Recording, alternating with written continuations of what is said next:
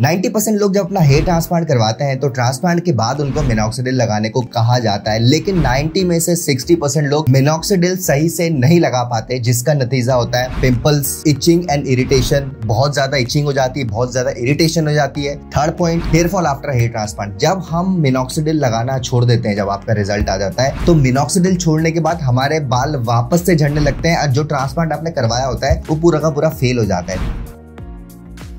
Hey guys, welcome back to this channel. कैसे हैं आप सभी? उम्मीद करता हूँ बहुत ही ज्यादा बेटर होंगे। आज की वीडियो में हम लोग बात करने वाले हैं एक्चुअली में हमें मिनॉक्सिडिल ट्रांसप्लांट के बाद किस तरीके से यूज करना है, क्योंकि ऑनेस्टली मिनॉक्सिडिल एक बहुत अच्छा बूस्टर होता है हेयर ट्रांसप्लांट के बाद, अगर इसको सही से इस्तेमाल किया जाए। तो अगर इसको आप सही से यूज करोगे तो ये बेस्ट है, लेकिन अगर आप सही से यूज ना कर पाए तो बहुत ज्यादा पछताना पड़ सकता है। और आज की वीडियो में मैं आपको हमारे एक सब्सक्राइबर का रिजल्ट भी दिखाऊंगा जिन्होंने मिनॉक्सिडिल को अच्छे तरीके से यूज किया, और देखना उनके केस में मिनॉक्सिडिल ने कितनी हेल्प करी उनकी, और जो उनका रिजल्ट आया उसमें मिनॉक्सिडिल का बहुत बड़ा रोल है। इसीलिए आज की वीडियो काफी ज्यादा इंपॉर्टेंट होने वाली है उन सभी के लिए जो हेयर ट्रांसप्लांट करवाने वाले हैं या जिन्होंने रिसेंटली हेयर ट्रांसप्लांट करवाया है। आज की वीडियो को आप लोग स्टार्टिंग से लेकर एंड तक जरूर देखिएगा, क्योंकि मैं नहीं चाहता आप अगर हेयर ट्रांसप्लांट करवाओ या आपने करवाया है तो आपका रिजल्ट भी फेल हो जाए। वीडियो को स्टार्टिंग से लेकर एंड तक जरूर देखिएगा दोस्तों। वीडियो की तरफ बढ़ते हैं, लेकिन सबसे पहले अगर आप अपना हेयर ट्रांसप्लांट करवाना चाहते हो और आप कंफ्यूज हो आपको कितने ग्राफ्ट लगेंगे, आपके ट्रांसप्लांट में खर्चा कितना आएगा, आपको ट्रांसप्लांट करवाना चाहिए भी कि नहीं, और आप भी ये ट्रांसप्लांट से रिलेटेड इन्फॉर्मेशन सर्च कर रहे हो, तो आप हमारी वेबसाइट besthairhelp.com पर विजिट कर सकते हो। वहां पे आपको ट्रांसप्लांट से रिलेटेड सारी की सारी इन्फॉर्मेशन मिल जाएगी और आप भी अपना ट्रांसप्लांट 100% सक्सेसफुली करवा पाओगे, जैसे कि लाखों लोग करवा चुके हैं। नीचे मैंने डिस्क्रिप्शन में लिंक दिया हुआ है वेबसाइट का, आप वहां पे जाकर हमसे कॉन्टैक्ट कर सकते हो। देखिए, मिनॉक्सिडिल यूज करने से पहले आप लोग को ये पता होना चाहिए कि आपको कौन से टाइप का मिनॉक्सिडिल यूज करना है। जनरली 3 टाइप के मिनॉक्सिडिल होते हैं, मिनॉक्सिडिल 2%, मिनॉक्सिडिल 5% एंड मिनॉक्सिडिल 10%। तीनों का कंसंट्रेशन अलग होता है और तीनों की इफेक्टिवनेस भी अलग अलग होती है। अगर हम हेयर ट्रांसप्लांट की बात करें तो जनरली हेयर ट्रांसप्लांट के बाद मोस्ट ऑफ द लोगों को मिनॉक्सिडिल 5% दिया जाता है। कुछ केसेस में क्या होता है, मिनॉक्सिडिल 2% देना पड़ता है, कुछ केसेस में मिनॉक्सिडिल 10% भी देना पड़ता है। लेकिन मैं इन जनरल बात करूं, अगर आपने ट्रांसप्लांट करवाया तो बहुत ज्यादा चांसेस है कि आपको डॉक्टर मिनॉक्सिडिल 5% ही रिकमेंड करे। अगर मैं इन पेशेंट की बात करूं,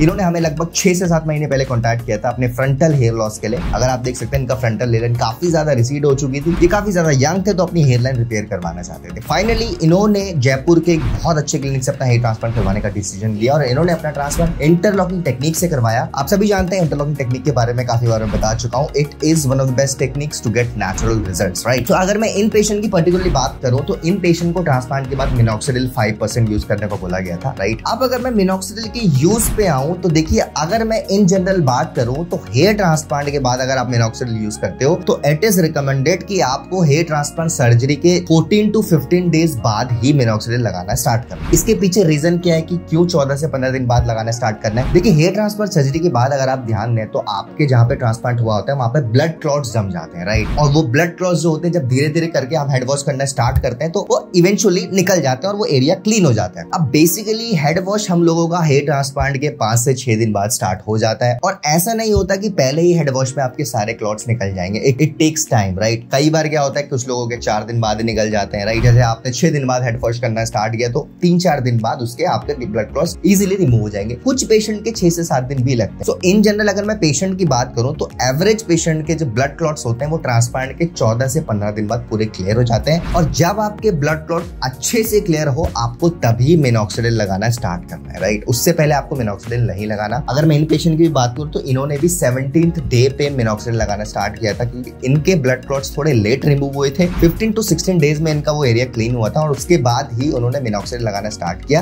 दिन में 2 बार। एंड एक बार आपको अपने दिमाग में डाल लेनी है, आई डोंट नो व्हाई, क्यों पेशेंट ये बहुत बड़ी गलती करते हैं। अगर आपको क्लिनिक ट्रांसप्लांट के बाद रिस्पॉन्ड नहीं कर रहा, जो कि इन जनरल होता है काफी केसेस में, आपको मिनॉक्सिडिल सर्जरी के बाद तभी लगाना है जब आपके ब्लड क्लॉट्स पूरे रिमूव हो जाए, उससे पहले नहीं लगाना। मैं काफी डॉक्टर से बात कर चुका हूँ इस टॉपिक के बारे में, उन सब डॉक्टर्स का सेम ही जवाब था कि आपको मिनॉक्सिडिल तब लगाना है जब आपके ब्लड क्लॉट्स अच्छे से रिमूव हो जाए। अगर आप सर्जरी के 2-3 दिन बाद ही मिनॉक्सिडिल लगा लोगे, टू बी वेरी ऑनेस्ट, आपको इन्फेक्शन भी हो सकता है, आपको बहुत ज्यादा इचीनेस और इरिटेशन भी हो सकती है। तो आपको मिनॉक्सिडिल तब लगाना है जब आपके ब्लड क्लॉट्स अच्छे से रिमूव हो जाए और आपका जो इम्प्लांटेड एरिया वो अच्छे से क्लीन हो जाए। अब अगर मैं बात करूं, अगर आप मिनॉक्सिडिल लगाते हो ट्रांसप्लांट के, जब आपका एरिया क्लीन हो जाए और आप सही टाइम पे मिनॉक्सिडिल लगाना स्टार्ट करते हो और आपको बहुत ज्यादा खुजली या फिर इरिटेशन फील हो रहा है, तो हो सकता है आप सही मिनॉक्सिडिल यूज ना कर रहे हैं। जनरली होता क्या, जैसे कि मैंने आपको बताया, मिनॉक्सिडिल 3 टाइप के होते हैं, 2%, 5%, 10%, राइट। मोस्ट ऑफ द लोगों को 5% रिकमेंड किया जाता है, लेकिन उस केस में भी अगर आपको 5% रिकमेंड हुआ है फिर भी आपको इचनेस हो रही है, तो इसका बहुत बड़ा रीजन ये हो सकता है कि आप जो मिनॉक्सिडिल यूज कर रहे हैं उसमें अल्कोहल प्रेजेंट हो, जो कि नॉर्मल है। तो 90% लोगों को अल्कोहल बेस्ड मिनॉक्सिडिल सूट हो जाता है, लेकिन कुछ % लोग ऐसे होते हैं जिनको अल्कोहल बेस्ड मिनॉक्सिडिल सूट नहीं होता, जिस वजह से बहुत ज्यादा इचनेस, व्हाइटनेस आती है और इरिटेशन होती है। उस केस में आपको क्या करना है, जिस भी क्लिनिक से आपने ट्रांसप्लांट करवाया आप वहां पे जाके कंसल्ट करो, डॉक्टर से बात करो। मोस्ट ऑफ द केसेस में वो आपको अल्कोहल फ्री मिनॉक्सिडिल रिकमेंड करेंगे, जैसे कि आप मार्केट में बहुत सारे अल्कोहल फ्री मिनॉक्सिडिल अवेलेबल है। अगर आप वो मिनॉक्सिडिल लगाते हो तो आपको इचनेस और ड्राइनेस की प्रॉब्लम खत्म हो जाएगी, आपको इरिटेशन जो हो रही थी वो नहीं खत्म हो जाएगी। उसमें भी काफी लोगों को डाउट रहता है कि क्या अल्कोहल फ्री जो मिनॉक्सिडिल होता है उसका रिजल्ट अल्कोहल बेस्ड मिनॉक्सिडिल जैसा ही होता है? जी हाँ,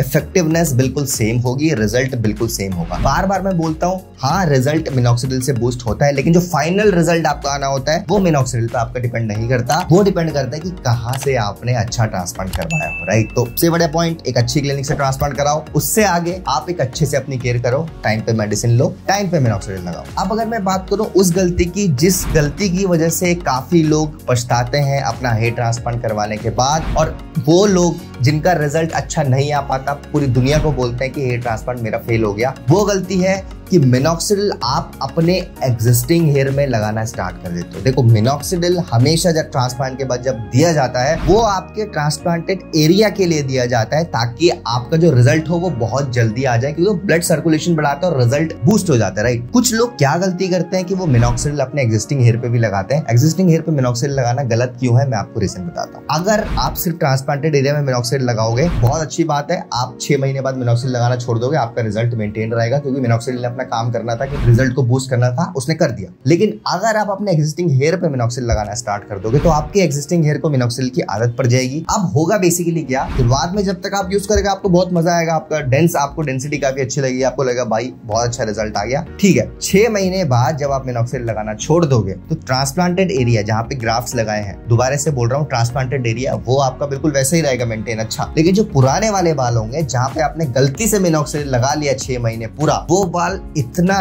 रैपिडली आपके झड़ना स्टार्ट होंगे कि आपका हो सकता है 6 महीने के 3 महीने बाद ही आप ये पीछे वाला एरिया पूरा खाली हो जाए और आपके ट्रांसप्लांटेड एरिया में ही बाल बचे। उस केस में क्या होता है कि अगर आप मिनॉक्सिडिल आपने गलती से लगा लिया 6 महीने, तो आप दिमाग में डाल लीजिए आपको लाइफ टाइम मिनॉक्सिडिल यूज करना पड़ेगा अपने एग्जिस्टिंग हेयर के लिए, क्योंकि अगर आप मिनॉक्सिडिल लगाना जिस दिन छोड़ दोगे आपके एग्जिस्टिंग हेयर बहुत तेजी से झड़ने लगेंगे और आपको लगेगा मेरा ट्रांसप्लांट फेल हो गया। ट्रांसप्लांट तब फेल होता है जब आपका ट्रांसप्लांटेड एरिया से बाल झड़ने लगे, तब नहीं जब आपके एग्जिस्टिंग हेयर झड़ने लगे। तो आपको अपने एग्जिस्टिंग हेयर की भी अच्छे से मेंटेनेंस रखनी है ट्रांसप्लांट के बाद। अगर आपके एग्जिस्टिंग हेयर से बाल झड़े हैं तो you can not blame the clinic जहां से आपने ट्रांसप्लांट करवाया। It's your responsibility to take care of your existing hair. मैं हमेशा बोलता हूँ एग्जिस्टिंग हेयर पे आप प्लीज मिनॉक्सिडिल मत लगाओ। मैंने खुद नहीं लगाया यार, मेरे को 7 साल हो गए ट्रांसप्लांट, 7 से भी ज्यादा साल हो गए, मैंने खुद नहीं लगाया। इसीलिए मैं बोलता हूँ कि I have personally tested on my self. हजारों पेशेंट से मैं बात करता हूँ जिन्होंने मिनॉक्सिडिल अपने एग्जिस्टिंग हेयर पे नहीं लगाया, 3 साल हो गए, किसी को 5 साल हो गए, किसी को 10 साल भी हो। ऐसे पेशेंट 15 साल वाले भी पेशेंट ने कॉन्टैक्ट किया था रिसेंटली, उनका रिजल्ट तो अभी वैसे ही मेंटेन है, उनके बाल तो नहीं झड़े। एग्जिस्टिंग हेयर अगर आपको लग रहा है बहुत ज्यादा हेयर फॉल हो रहा है, आप उस केस में फिनेस्ट्राइड ले सकते हो, बट से नो टू मिनॉक्सिडिल। आपको एग्जिस्टिंग हेयर पे मिनॉक्सिडिल यूज नहीं करना। अगर आपने ये गलती कर ली ट्रांसप्लांट के बाद, आपका ट्रांसप्लांट कितना